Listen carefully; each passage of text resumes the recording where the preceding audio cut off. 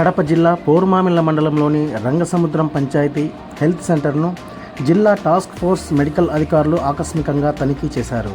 ఈ తనిఖీలో భాగంగా మాతా శిశురక్షణకు సంబంధించిన గర్భిణీ స్త్రీలకు అన్ని రకముల సేవలపై విచారించారు. అలాగే స్కూల్ పిల్లలకు ఆరోగ్య సేవలపై విచారణ చేశారు.